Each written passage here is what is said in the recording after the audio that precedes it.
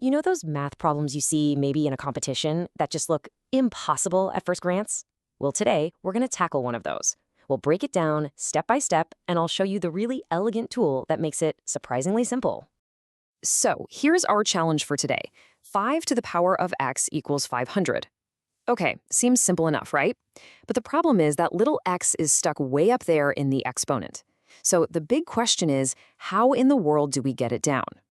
All right, so the first thing we can do is just kind of get a feel for the answer. We know that 5 cubed, that's 5 times 5 times 5, is 125. And we know 5 to the fourth is 625. So since 500 is between 125 and 625, our answer for x has to be somewhere between 3 and 4. But, a good guess isn't a real solution. We need the exact answer, and for that, we need a special tool. And that special tool is the logarithm. Now, if you've ever found these things a little bit mysterious, hey, you are not alone. But trust me, they are the perfect key for unlocking a variable when it's trapped up high in an exponent, just like our x is.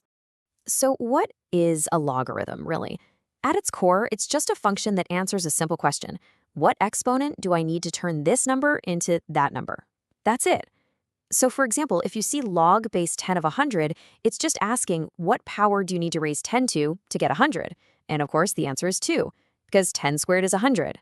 By the way, whenever you see log without a little base number written down there, you can usually assume it means base 10. And that's exactly what we'll be using today. And this right here shows that relationship perfectly. You see, an exponential equation and a logarithmic one are basically just mirror images of each other.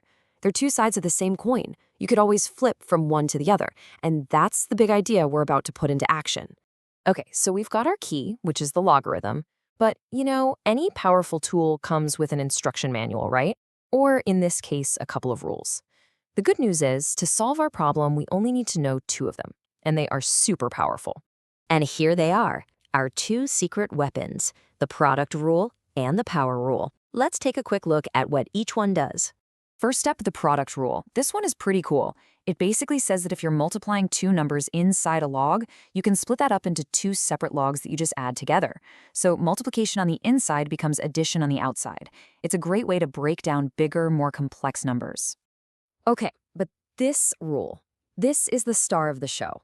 The power rule is our magic wand. Seriously, it's what lets us take an exponent that's inside a log and just pull it right down to the front to become a simple multiplier. You see where this is going? This is exactly the trick we need to free our x from that exponent. All right, we've got our key, the logarithm, we've got our rules, the product and power rules. Now it's time to put it all together and finally solve this thing. Let's do it step by step. Step 1.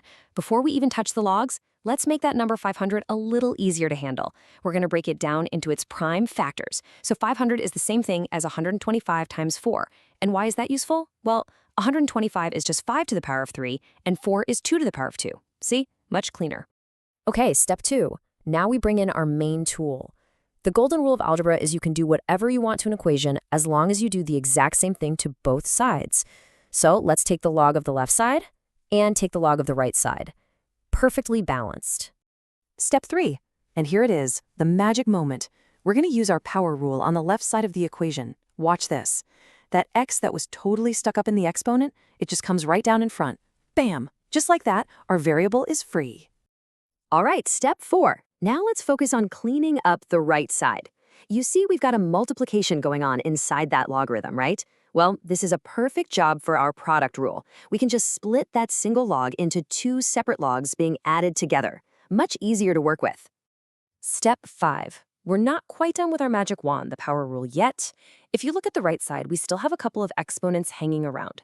So let's apply the rule again to both of those terms. The 3 comes down to the front, and the 2 comes down to the front. Now look at that. So much clearer, right?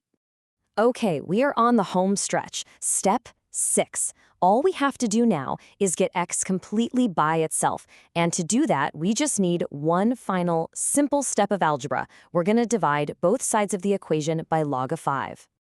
And just like that, after breaking down our numbers, applying our 2 powerful rules, and doing a little bit of algebra, we've arrived at the exact solution. Are you ready to see it?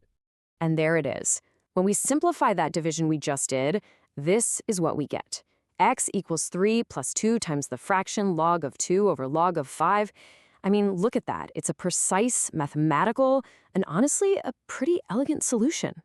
Now, that expression right there is the perfect exact answer, which is awesome.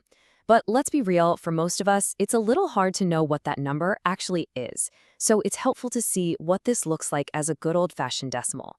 So if you punch that into a calculator, you get approximately 3.86. And hey, remember way back at the beginning? Our first guess was that the answer had to be somewhere between 3 and 4. And we were right. This just shows how we used a really logical process to go from a simple guess to the precise, correct answer.